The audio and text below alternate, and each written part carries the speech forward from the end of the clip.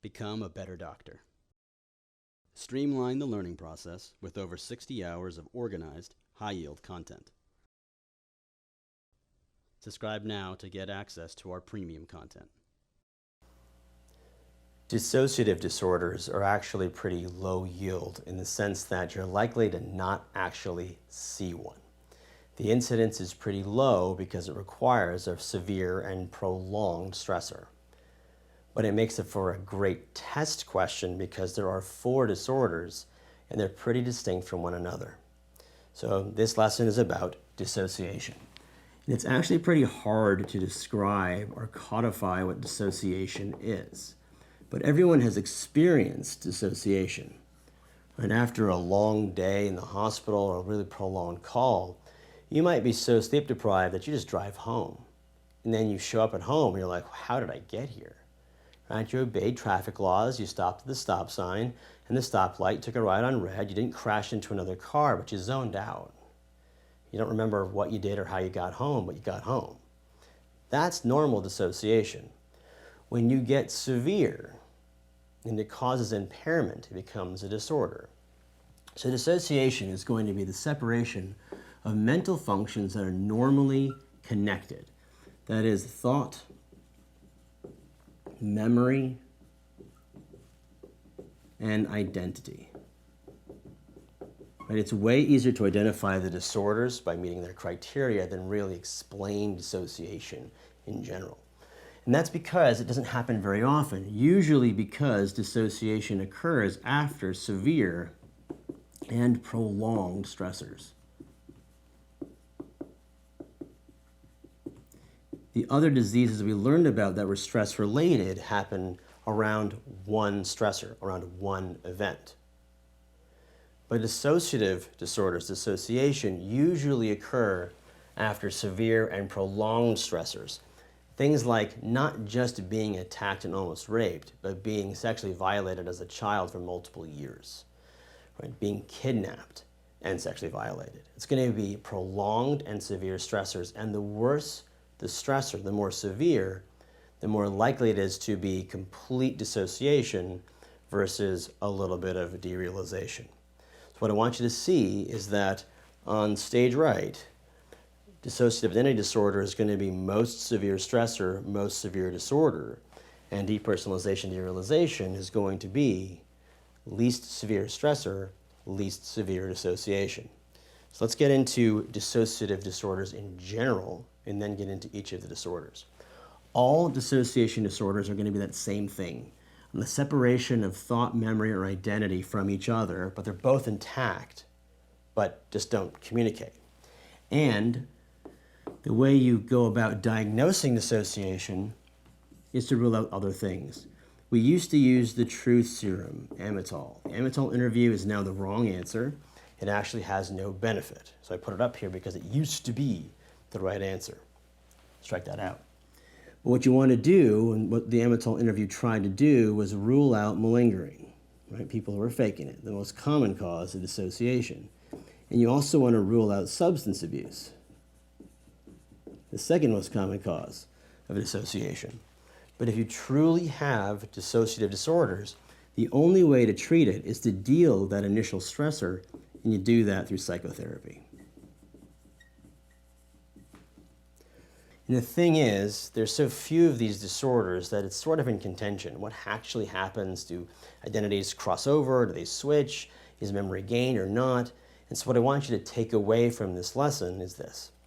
If you have a non-severe stressor, the person is likely to recover their memory, their thought process, and their identity. And the more severe the stressor, the less likely they are to fully recover. That's dissociation in general. Let's get into each of the individual disorders. The first is dissociative identity disorder. This is multiple personalities. And the way you get this is to have at least 2 distinct identity states. The idea is something like this. You have some really severe prolonged stressor, and the self is experiencing that. And what happens is the psyche creates an additional identity to absorb that trauma so that the primary doesn't experience it. But after the stressor is over, that secondary identity exists. Sometimes the primary personality knows about it, sometimes identities know about each other, sometimes they don't. So what you're looking for is 2 or more distinct identity states. And the way the patient is going to present is very obvious on the test.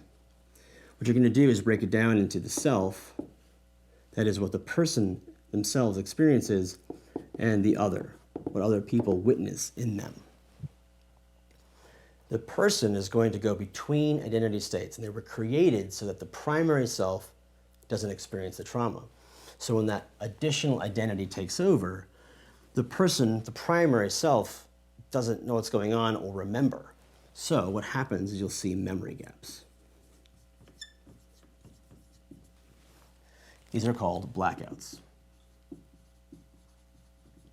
Again, you have to make sure that it's not substance abuse, particularly alcohol, because people act differently and don't remember as a response to alcohol or benzos.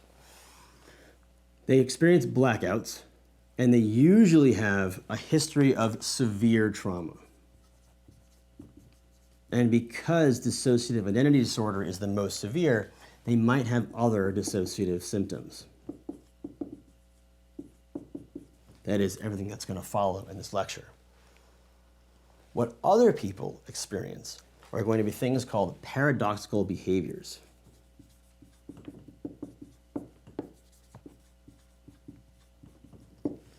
And the boards love going for sex and drugs, but you have to be careful. If the librarian that's mousy has kinky sex because she likes having kinky sex, even though she's a librarian, that's just her sexual preference. If the mousy librarian doesn't remember doing what she does and she ends up going and sitting with 15 different dudes and doing a bunch of drugs when she's never done that before and doesn't remember and has a history of sexual trauma, dissociative identity disorder. So the paradoxical behaviors that the boards like to go for is women having changes in sexual preferences and drug use. But then also you might even see an appearance change. That is, the facial muscles actually shift as the new identity takes over and the person physically looks different. The thing is, dissociation is usually a modifier of another psychiatric diagnosis.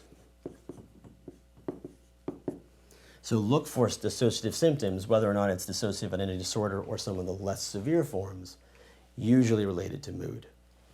Dissociative identity disorder, 2 distinct states, memory gaps, severe trauma, paradoxical behaviors. You need to do psychotherapy so that the identity states identify one another and reconcile to the primary self. That's the most complicated one, but it's the easiest to spot. The memory gaps and paradoxical behaviors are usually overt on the test. Next up is dissociative amnesia. I'm going to write it out. Dissociative amnesia disorder. As the name implies, there's going to be amnesia. In the DSM-4, there are 2 separate diseases, dissociative amnesia with fugue and without. Now, it's a modifier. It's dissociative amnesia with fugue or without fugue. So if there is no travel but amnesia, that is dissociative amnesia without fugue. And the amnesia is usually of the stressor or the event. And this is a common favorite of cop dramas on TV. Law and Order Special Victims Unit, the woman gets raped and then can't remember the rape. Remembers everything else about her, just not the rapist or the rape itself. But it may also be the loss of everyday occurrences or routines. That is, the guy can't remember what he likes for coffee at Starbucks, or his name, or his date of birth.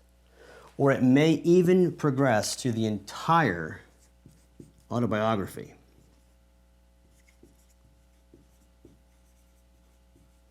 These patients who lose their autobiography, they know how to talk, they know how to do math, but they don't remember who they are. And so generally they adopt new identities wherever they are. If there's no travel, it's dissociative amnesia without fugue. A recent example of this is in the FX series Archer. After Archer's wife is killed by Robot Barry, he goes and becomes Bob's Burgers. The actor voices both Sterling Archer of ISIS, the secret agent, and Bob of Bob's Burgers. It's a pun on the two things that he's done, but basically he forgets that he was a secret agent and ends up flipping burgers at a diner. But it doesn't go anywhere, so that's dissociative amnesia without fugue. If you have dissociative amnesia with fugue, you can have the same amnesia symptoms, only now there is travel. In the series Breaking Bad, Walter White was actually a malingerer. In response to his cancer diagnosis, he ended up walking around and forgetting who he was, dissociative amnesia with fugue, but really he was trying to evade the police. The classic movie is The Long Kiss Goodnight, and more recently, Jason Bourne, where the characters don't know who they are until they're reactivated. Lastly is depersonalization and derealization. Depersonalization, derealization. Another change from 4 to 5 is that you can have either personalization or realization and you have the same disorder. The way I want you to remember this is depersonalization is from the body, and derealization is from the environment.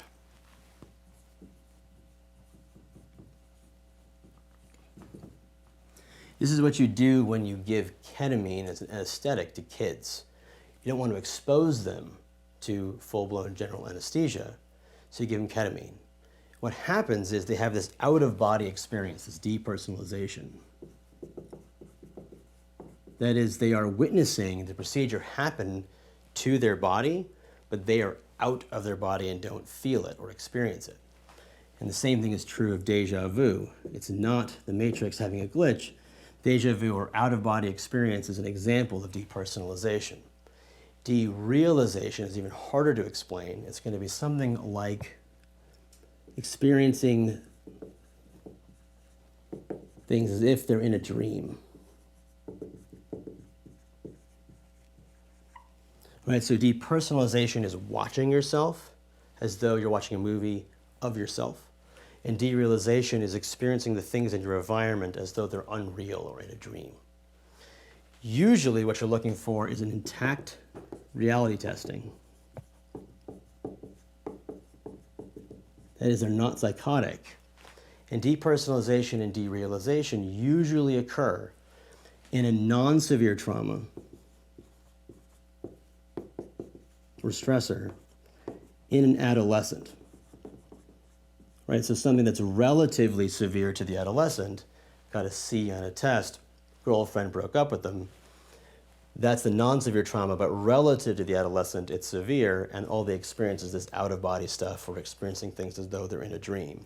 This is usually a modifier of other diagnoses, whereas dissociative identity disorder is very clearly two distinct identity states, memory gaps, paradoxical behaviors. And amnesia may occur at any level, stressor of the event, Law and Order Special Victims Unit, entire autobiography, Archer, and if there's travel, that is with fugue, Jason Bourne. That is dissociative disorders. Become a better doctor. Subscribe now to get access to our premium content.